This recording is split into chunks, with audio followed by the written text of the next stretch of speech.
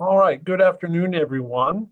Thank you for being here. I'm going to officially call the meeting to order here at 4:01 p.m. This is the 2025 Mass Access Annual Meeting. The first item on the agenda, as is usual here, is the approval of the minutes from last year's annual meeting. I'm going to bring those up for you to just take a quick glance at here. Give me one sec.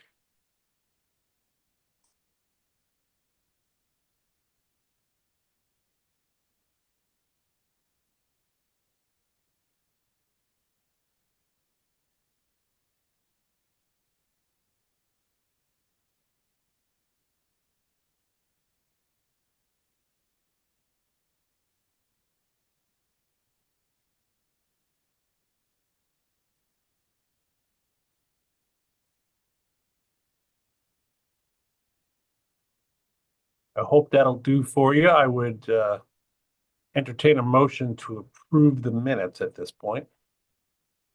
Second. I'll make a motion to approve. All right.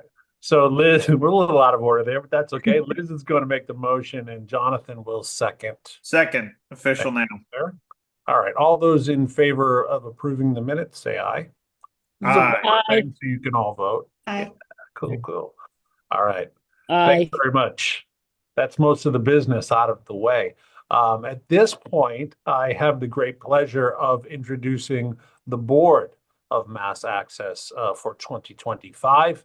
And for those of you who don't know me, I'm David Gauthier. I've accepted the role of president of the organization for another year. But I can't do this without the folks I'm about to introduce. And first, the officers, the vice president and executive director of Medfield TV, Katie Duval. Hi, everybody. The clerk and executive director of Beverly Community Access and Media, Rob Chapman. Hey, everyone. The treasurer and executive director of Bill Ricca Access TV, Nancy Albertson. Hello.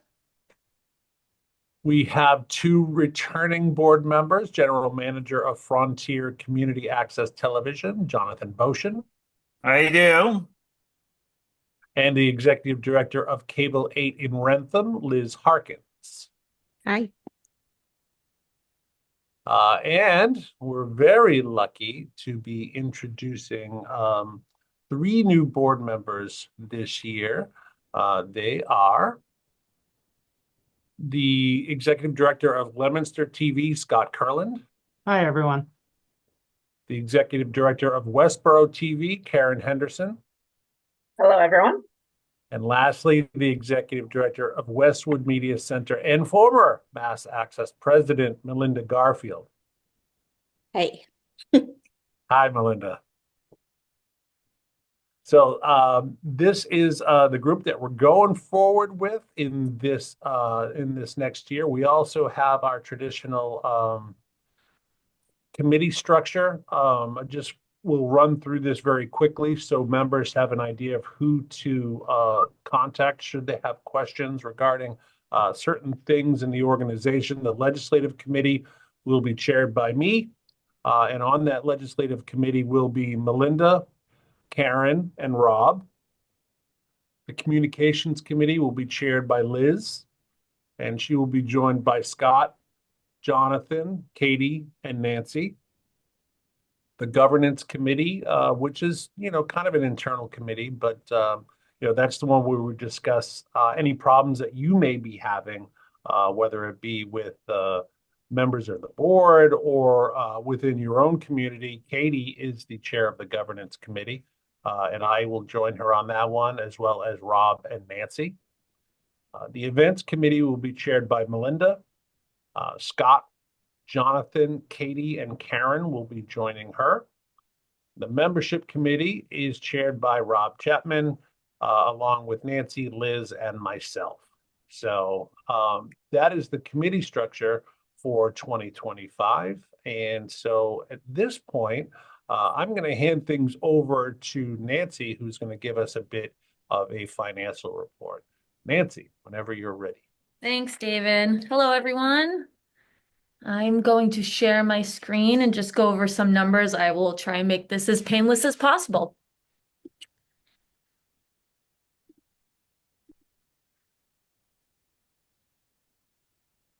Okay, so our total income for 2024 was $49,330.75.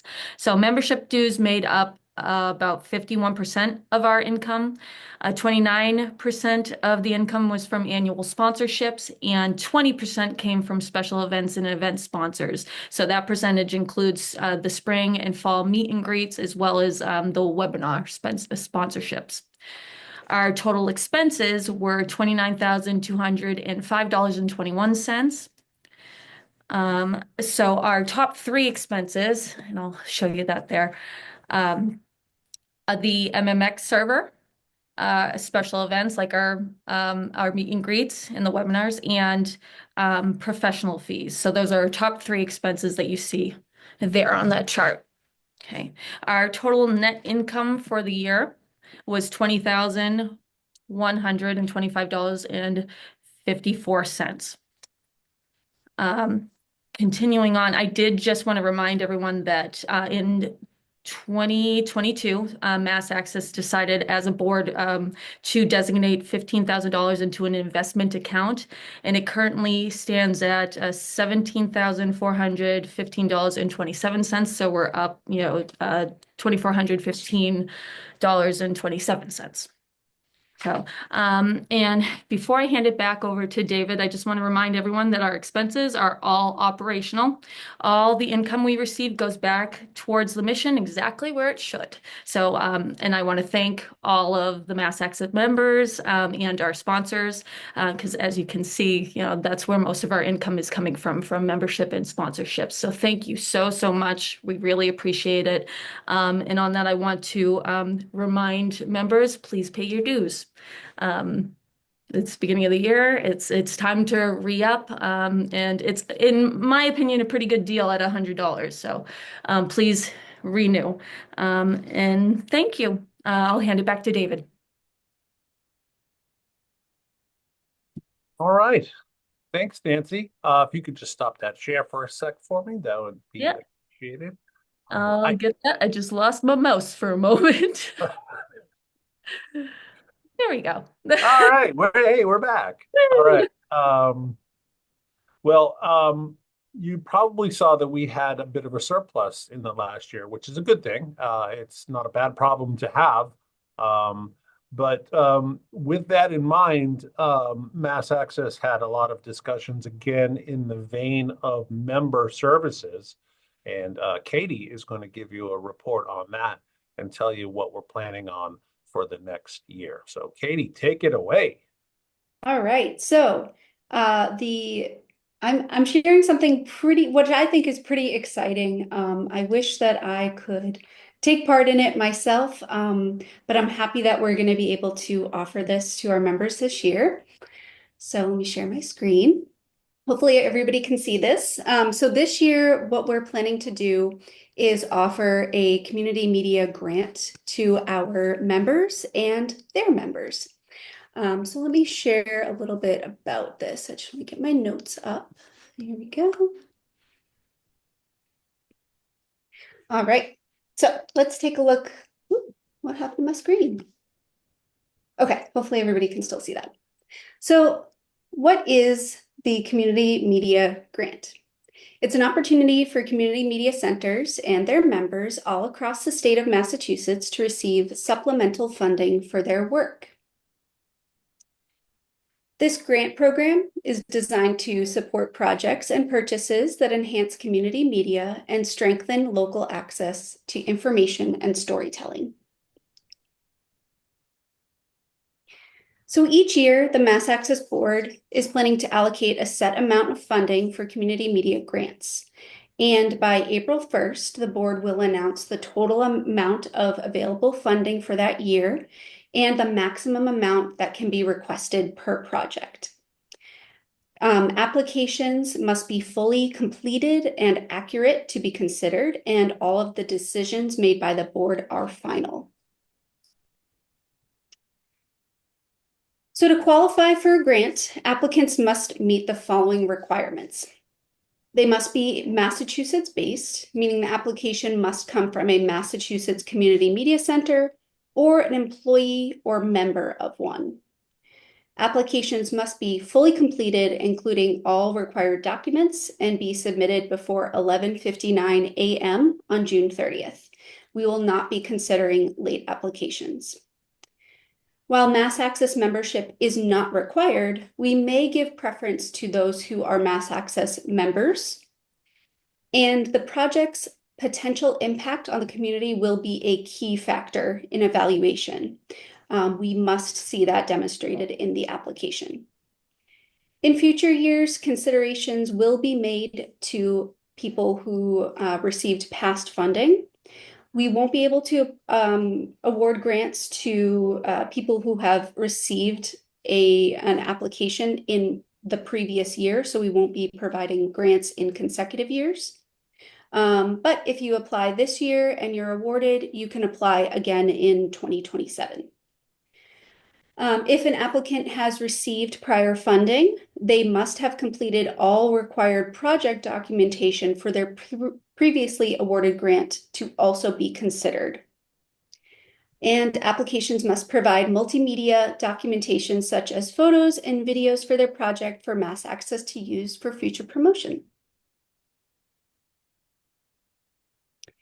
So in addition to the application, applicants must provide the following supporting documents. Their board of directors must approve the project or capital purchase, and we must see those meeting minutes.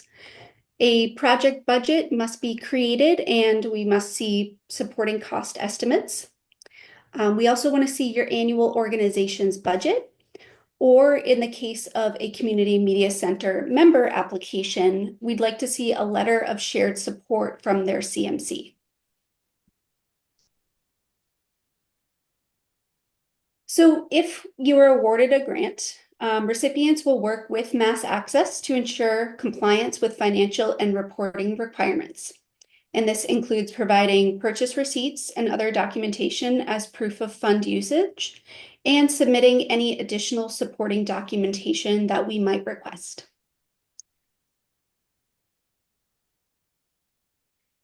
So here's the grant cycle for 2025. We are typically going to open the grant cycle on April 1st every year, but we've actually already opened it, and I'll share where to find that information in a little while. Completed applications will be due by 11:59 a.m. on June 30th. The grant committee will review all applications during the summer months and will recommend grantees to the full board by the September meeting. On or by October 1st, grantees will be notified and their closeout report is due to the committee by January 15th of the following year. So for 2025, the board has allocated $6,000 to this community media grant, and we may provide funding up to $2,000 per approved application. If you're interested in learning more or you have any questions as you're applying, you can reach out to the governance/grant committee, which includes me, Nancy, or Rob at governance@massaccess.org. And we encourage you all to apply, maybe not today, maybe take some time to fill out your application, but you can apply soon at massaccess.org/our-grant or scan the QR code on your screen to see the full page, including the grant application and the closeout report. If there's any questions, feel free to ask me. Otherwise, we look forward to seeing everyone's applications soon. Thanks, everybody. Excellent job, Katie, laying all that out. Thank you very much.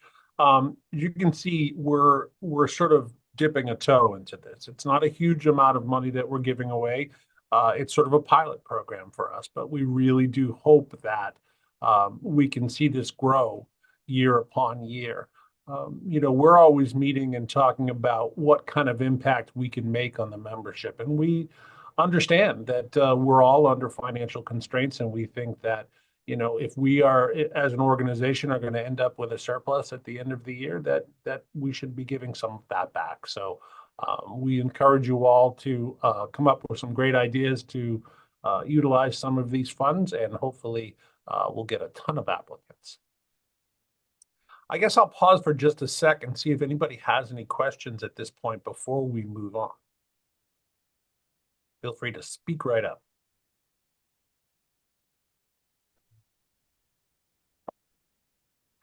Hearing. Oh, go ahead, please. Is that information going to be on the website then as well? Maybe to ask a stupid question. Yes, it's already on the website right now. The application and closeout report are on there, and all the details are in the application. And then I did see Jim had a question too. If people are notified in October and the closeout report is due in January, would this be primarily geared towards fall projects, or could it be a project during a different time of year?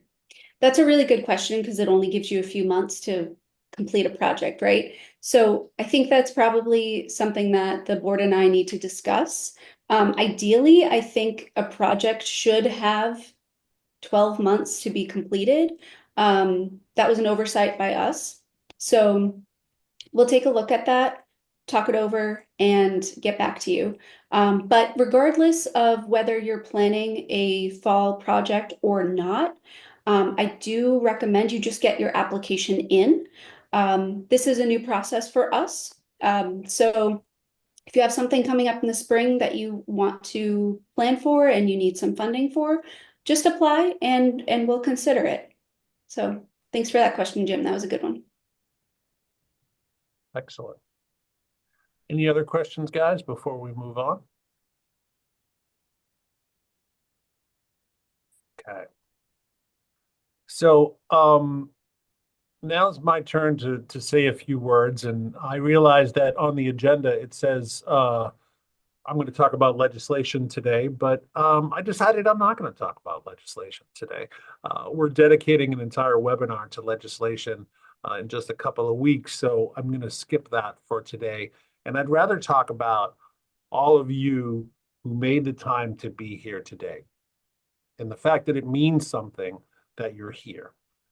And while that something may be different to each of us, and since I have the floor, I'm going to tell you what it means to me.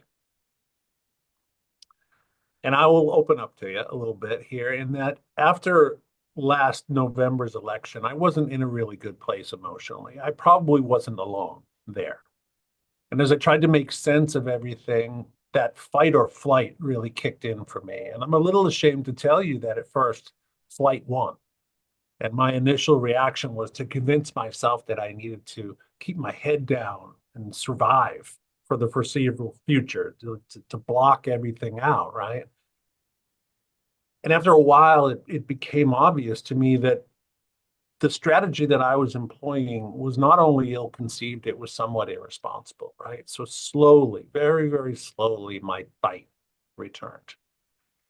And what I learned through that experience was that it's okay to feel disappointed or disheartened or even depressed, but it's also okay to feel pissed. And you should be upset that the leadership of this country cares more about the success of billionaire cronies than it does the success of your family, or that a majority of Americans fail to see that. Here at home, you should be angry that state leadership allows personal squabbles and ego to get in the way of the greater good. It's okay to be angry. And in fact, I think it may end up being helpful. I'm fairly certain that our guest speaker today isn't going to be delivering a whole lot of great news, but don't shoot the messenger. Mike Lynch is here because he cares, because he makes the time, and because he's not afraid of a fight. Mike Wassenaar is here for the same reasons. And that brings me back to all of you. To me, your presence here shows me that you care and that you're willing to make the time. And it is the job of Mass Access to get you ready for that fight. And that's what we plan on doing. We're renewed, we're refocused, and we're ready. I just want to say thank you from the bottom of my heart for all of you for being here today. Mike Lynch is the Legislative Director for the National Association of Telecommunications Officers and Advisors. His accomplishments are far too numerous to list, so I'm just going to give you my favorite line from his bio.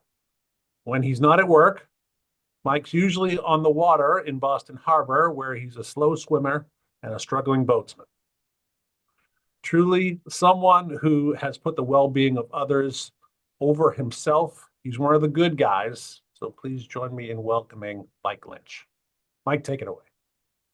Thanks, David. Great to be here. Good to see everyone. And congratulations. Welcome to both the new and the returning board members. I know you've got a lot of work ahead of you, David. Those were good words indeed. I think it's been a hard couple of months for everybody, a little bit of shell shock and then transitioning out of that. I think we're coming out the other side. Although I have told my wife, we're going to have to shut off CNN. This is just killing me lately. We'll see how things go. But at any rate, I'll try not to be a pessimist today. And with your permission, I'll throw up a little thing. I threw this in the Google Share Drive, so we're not going to run through 100 pages. I'll be very, very brief. If folks have questions or want to follow up, please do so. I'll tell you that NATOA was in DC back in December. It was kind of the calm before the storm, so it wasn't that bad for us. We'll see what happens as we go forward. There are a couple of things here which I share with our members. A lot more of our members are public employees. So sometimes I'd like to throw in a few things that matter to governments, but this is one that really matters to community, and this is the Earned Income Tax Credit. Listen, this is tax season. We have people who are hand to mouth in our communities. They could use a little help. I guarantee you that your local government or a local nonprofit is working on the Earned Income Tax Credit and trying to educate people in need that they need to file for this credit, and they will get some money back. They will get more money back than they ever paid in taxes, or even if they do, they may be below an income level or a threshold for taxes, and they will get money back. This is good for our citizens. It's good for people in need. It actually returns some money to our economy. If you have a chance to take care of it, don't worry about taking any details now. Look in the Google Drive later, you'll be able to find it. Next thing up, I think everybody saw this. I just wanted to flag it. This is pure speculation, but there's that little who's going to buy Charter.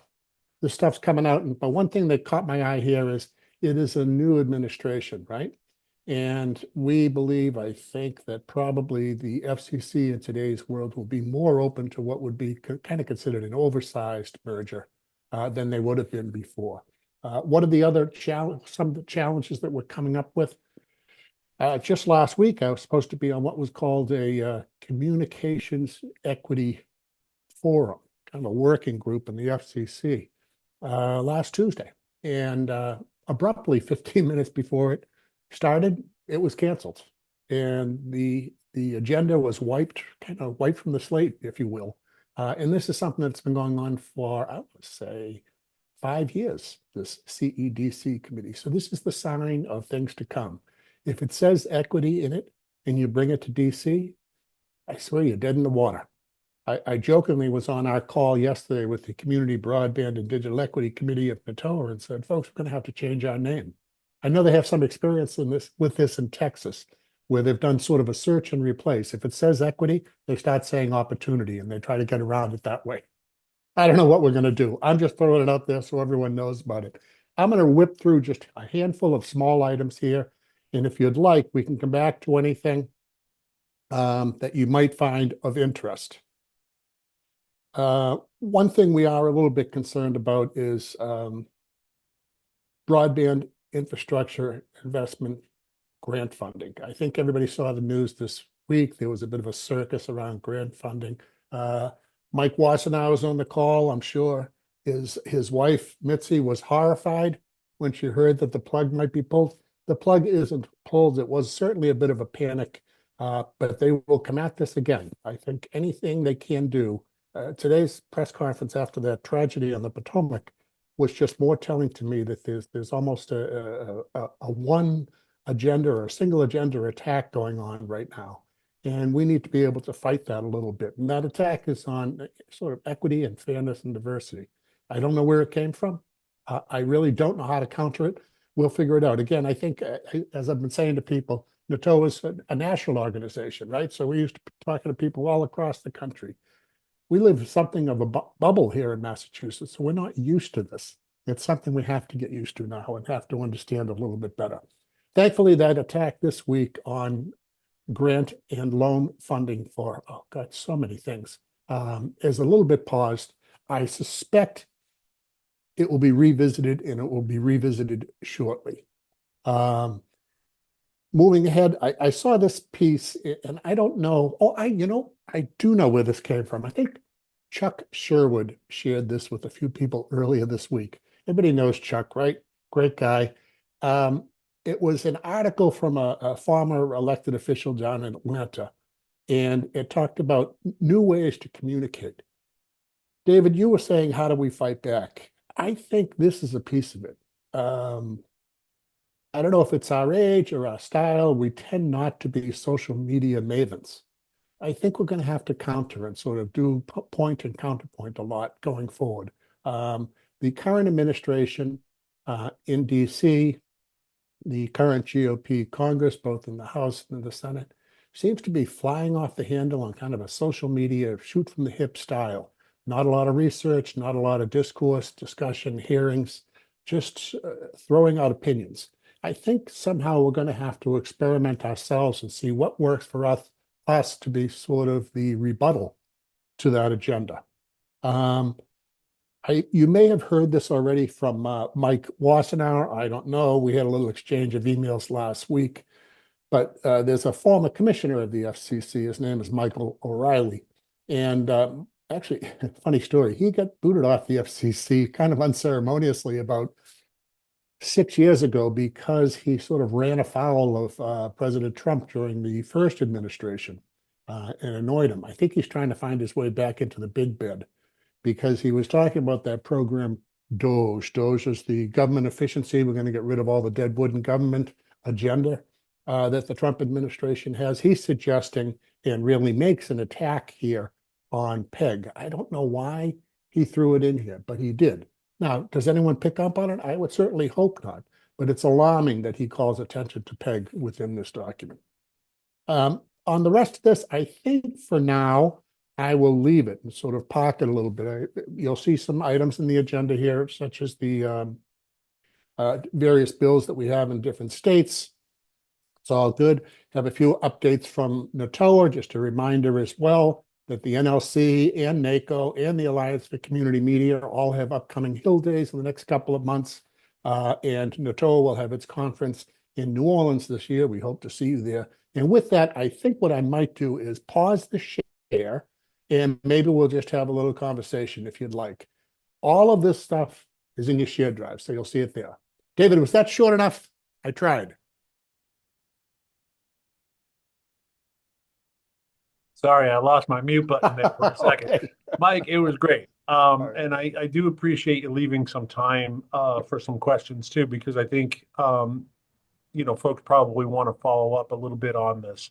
I think some of those attacks that you mentioned and some of the quotes from Mr. O'Reilly were really out of bounds and not really something Absolutely. that, I don't think that's typical of, I think it's an ignorant stance, honestly. I think that's someone who's not really familiar with a modern community media center.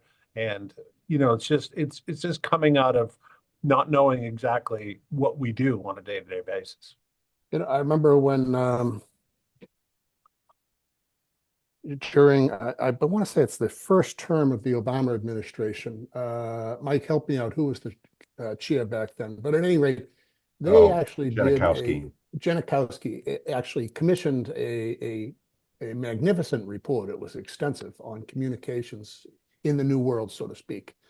And they devoted a chapter and extolled the virtues of PEG within that chapter. So how things have flipped in the last 15 years, I think we have a little challenge in front of us. We'll get through it. I'm optimistic.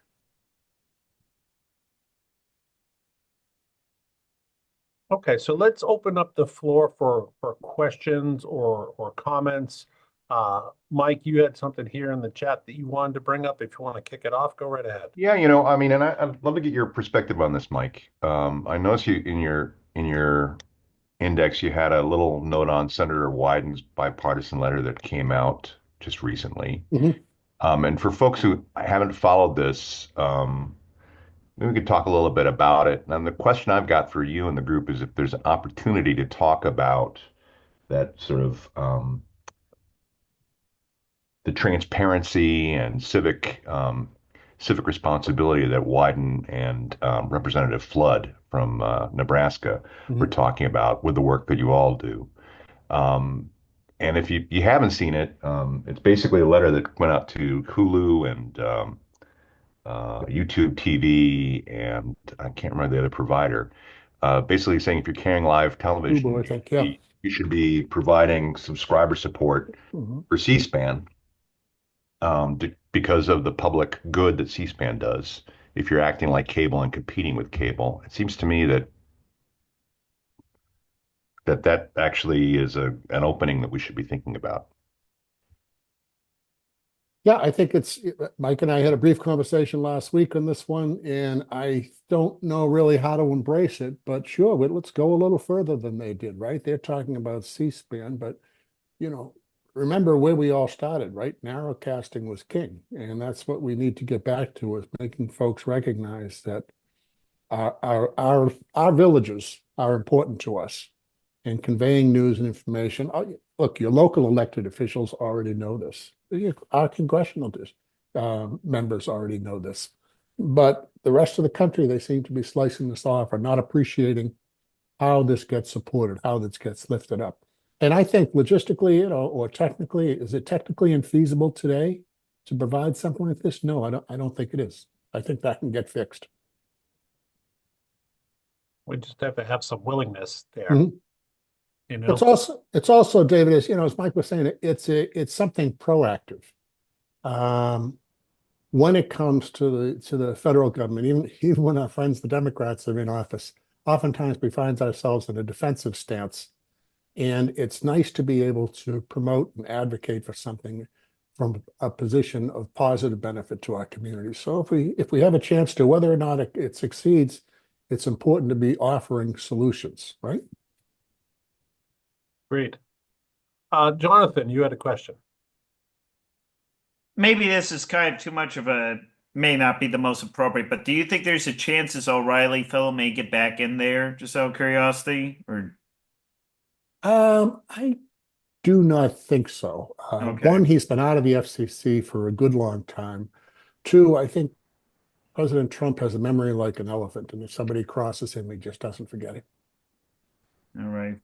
But I guess also too, are there other people though in there that are nominees that kind of hold the same thoughts as he does that you're aware of? Or? No, I mean, I did not talk about it, Jonathan, I didn't talk about it earlier, but I will sort of mention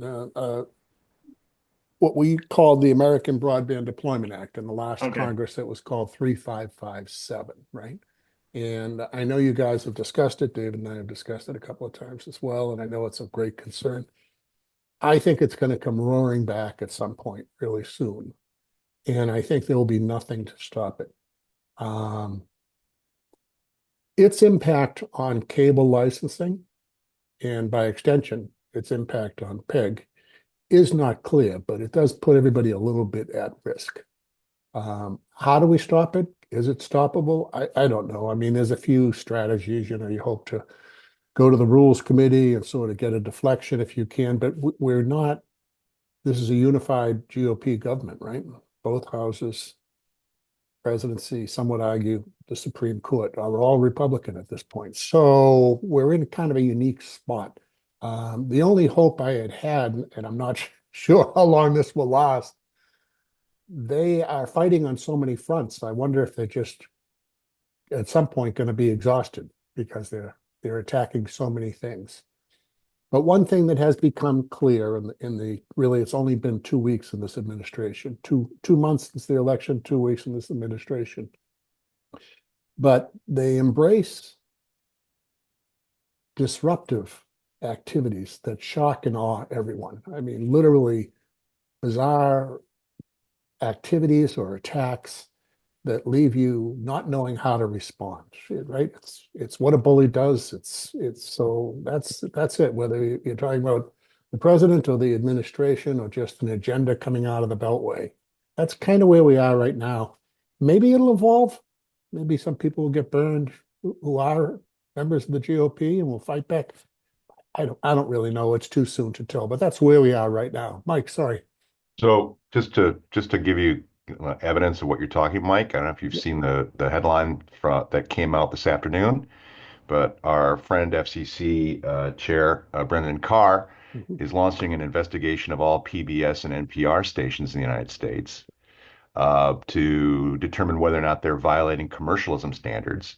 Not that he has any specific evidence, but that he wants to rattle their cage in a political fashion and then report back to members of the House specifically. He actually says this in the letter. Really? Yeah. It can be defunded. So it's not that he has a role it's not like he's got a say in the funding, but he'll use his office to be able to try to embarrass people or alternatively threaten them or to help his allies in Congress Yeah. who do have the power of the purse string. So the thing I think we really have to be mindful of is like the back and forth play between the administrative authority and the congressional authority. Right. Yeah. And in this case with Chairman Carr, regulatory overreach.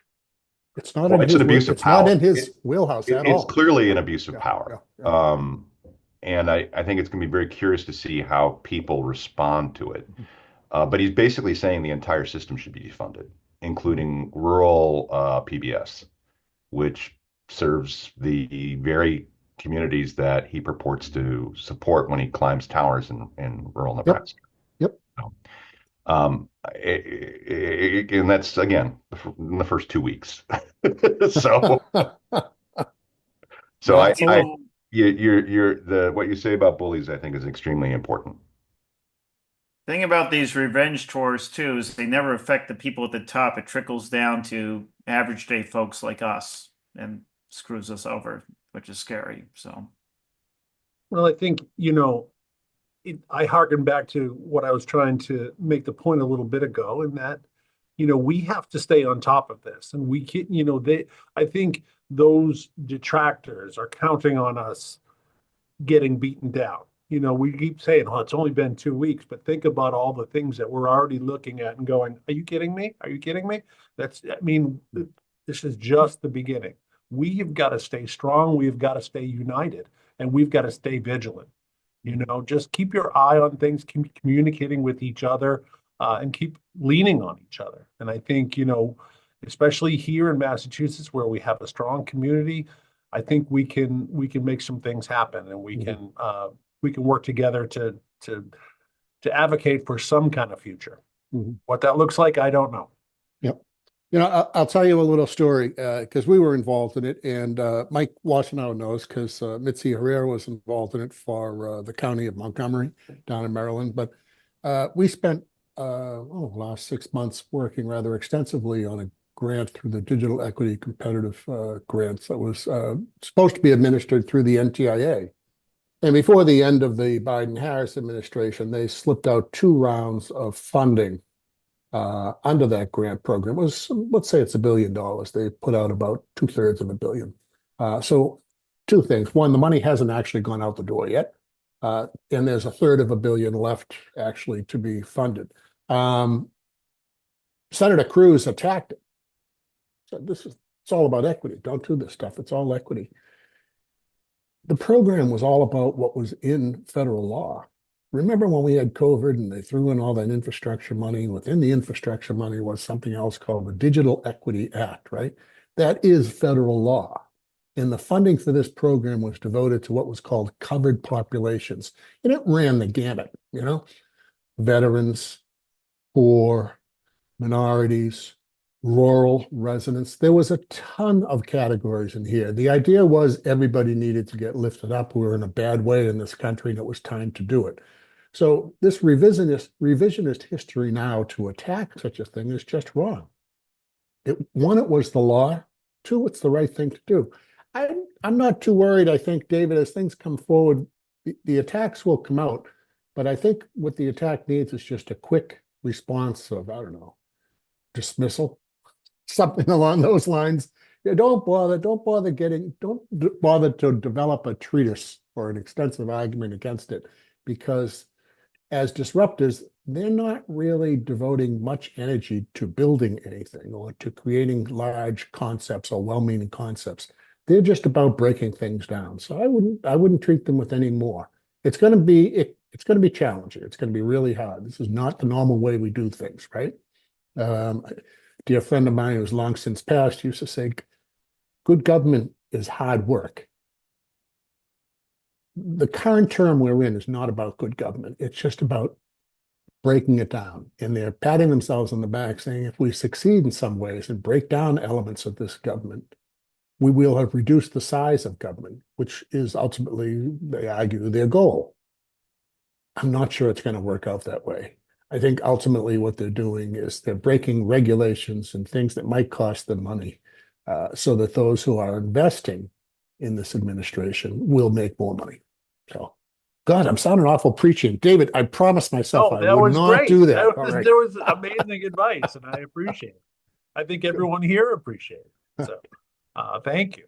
Does anybody else? We have a few more minutes. Does anybody else have any more questions or comments or anything they want to bring to the table before we wrap up the rest of the agenda here? All right. Hearing none, we're going to move on to upcoming events, and I would be remiss if I did not mention that the Alliance for Community Media's annual conference is coming to Boston. Tuesday, June 24th, Wednesday, June 25th, and Thursday, June 26th. Won't that be whippa, as they say? Mike, are we ready to register for that yet, or is that not You quite? could, you registration is open if you want, but we're not promoting it yet. Once we have the schedule posted in mid-February, we'll actually be doing active promotion. If you wanted to register, you could do that on the ACM website right now for early bird pricing. Excellent. Well, I think it's going to be a fantastic conference. Really looking forward to that. And for some MassAccess events, I'm going to kick it over to our events chair, Melinda Garfield. Melinda. Hey, hey. On your screen, you will see our next webinar is on Tuesday, February 11th. And this is when we are going to talk about our strategy. So as everybody knows, we've refiled the same bills in the House and the Senate, and I'll drop those links for you in the chat in a second. But we will have Rep. Machino, Senator Lewis, and Rep. Scarsdale, along with Mike Wassenauer, to talk about our strategy in the upcoming months. One of the main reasons why I came back was because we are here to fight, and we're going to try to get as far as humanly possible. So I am re-energized and hope that the board is too, and we hope you all are re-energized, because we know how hard it is when you've tried so hard and you haven't gotten the win yet. But I feel positive that we can make this happen. And we have a couple strategies up our sleeves, and we look forward to discussing it with our legislators. So please, please join us for that. Yes, the RSVP registration is already open on massaccess.org. You can go there now and reserve your spot for that. It's going to be a good time, because I think one of the strategies, and I'll let a little bit of the cat out of the bag here, is that we do want to get a little bit more from membership this year as far as what you can do to help us push this over the top this year. So we're going to be talking about working together and bringing in the strengths of the masses here to try to push our bill forward and make sure that our efforts, that our message is heard, and that we can hopefully make some more progress this year and maybe some ultimate progress to where we can pass some law and change a funding model. Wouldn't that be something? All right. So with that, that is actually the end of the agenda for today's meeting. I will give you one more chance if you would like to raise your hand and bring something to the table. If you want to say something, it's your last chance until what? What did we say, February 11th? Before we reconvene? Jeff, what'd you have? Thank you very much, and thank you for your work. I just wanted to make a general suggestion that it would be nice, given the fact that many of us are facing decreasing revenues and trying to find ways to make that up, that we have a special problem in Massachusetts, maybe that others don't have, and that we are, asked to support 3 different community media organizations. And it's a little bit of a big lift, and it's becoming a heavier lift. It's not that the organizations don't offer or don't have. It's not that that's not all worthwhile, but it would be great if the 3 organizations, the regional, MassAccess, and the national, could maybe have just a little bit more alignment with what each of the organizations are doing, and to try to re-examine what's really vital, what is really needed, because I do feel stretched at times to try to support all 3, and I want to put my money and my activity where I think it's going to have the most impact. So just a suggestion, maybe if there was more coordination between the 3 organizations, and you could find a way to decrease the costs. I don't know if that's realistic or not, but just a thought. Worth the conversation. Yeah, we are talking quite a bit. It's certainly something we can bring up, and it's a good suggestion, Jeff. Appreciate it. Welcome. Drew, go ahead. So, hi, David. I spoke with you a few years ago when I was running Hadley Media. We had an issue with Charter Spectrum sending out boxes that the new boxes precluded people from being able to watch local cable access. And the Department of Telecommunications got in touch with me while I was still there, and they said they would look into it. And then I moved on, and now I'm running Greenfield. So, and we're a Comcast town, not Charter. I'm just curious, what has come of this? Have they found out that this was in fact happening, or has it been resolved in any way?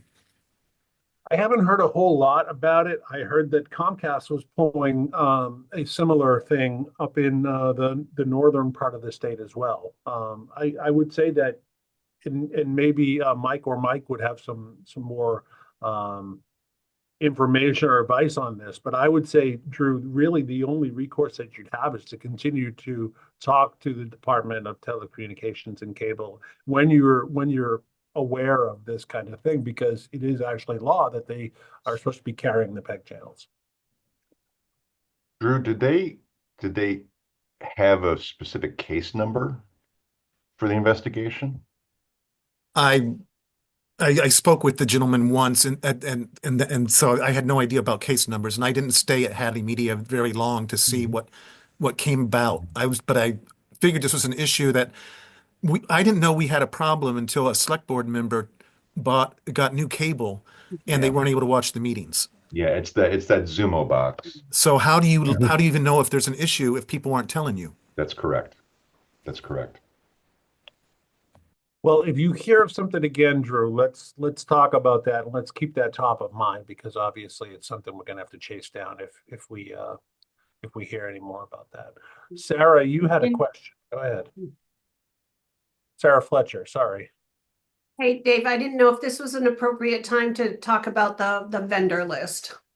Yes, actually, it's a perfect time to do that. So Sarah had a terrific idea of getting more support for our legislative efforts from the vendors that we spend so much money on. So Sarah has volunteered to put together a database of frequently used vendors. And she's taken the next step to design template letters that we can use to send to our vendors, that the vendors can use to send to legislators to support our bills, So we'll be sending that out in sort of a package. But the first step would be to just put together a quick list of the vendors that you use often and email them on over to Sarah. Sarah, can you put your email in the chat? Doing And let me know that. if I'm missing anything here on our tentative plan. Yeah, I think if you've just, for me, I went into QuickBooks and downloaded the vendor list, and some of them are from way back in the beginning, but the current ones floated up about 125 vendors or so. So that was just a quick download for me, and I'll be happy to sort them and put it all together for anybody that wants to send me an email, which I am putting in the chat. If I That's can awesome. start. And Sarah is actually taking further step, and we've looped Mike Wassenaar in because we're going to try to move this model to the federal level as well. So we'll be working together on that in the next few months, and I hopefully can refine some of Yeah, that. and I think if we take, if you just give me the bottom line of your total expenses for the year, last year, just your gross annual expense number, then we can add that all up and show that we're pushing that much money into the Massachusetts economy through these multiple vendors. And even if we don't get a lot of vendors to buy into the communications, we'd have the power to say, X amount of dollars is going out to the community through our stations, and we have a big economic impact. So send me your gross annual expenses and your vendor list, and I'll work on it, and I'll share the templates of the letters and emails that I've put together, and happy to send those along to anybody that wants to use them. I sent a bunch of letters out to my bigger producers, especially the businesses that come in to do a podcast. So I sent a lot of letters out to my business producers, and also some of our big vendors. Yesterday, I just tagged a couple of them to test the email out on them and see what their response is. So I think this has some power, and I hope a lot of you will participate so we can see and demonstrate the impact. Okay, excellent, and thank you, Sarah. It's a great idea, and we're really happy to support you on this. Appreciate the work. Anybody else? Liz. I don't want to speak for Rob, but being part of both communications and membership, I just wanted to make one big plug out there, as we've been making active efforts to update all of our contacts and our database when it comes to all of our membership and all access stations within the state of Massachusetts. So if you have had any turnovers, if you wouldn't mind emailing us over at MassAccess, any updated contact information, that would be extremely helpful. Sorry. That's right. I'll just add that we have been working also on the web. I've been learning a lot about the MemberPress plugin, trying to take over some of the membership database management.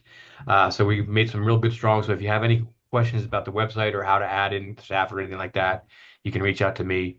The other thing that we've been working on is trying to collect, besides that sort of contact information, is we hope that this year we'll begin to collect additional data that's going to help with legislative work. For instance, how many people do you employ? What sort of funding drop are you seeing? These sort of questions. So we're working on a survey that we'll be sending out to everybody that we hope you all participate in and be able to provide us with that information. So as you can see, we have hit the ground running here in January. I'm pretty excited about it. There's a lot of good things happening. There's a lot of good energy. So I hope everyone here will stay engaged. Don't let that malaise get you down. Stay engaged, knuckles up, and be ready to go. All right. And with that, we hope to see you on February 11th for our legislative kickoff webinar. And thank you again for being here. Appreciate each and every one of you. Take care.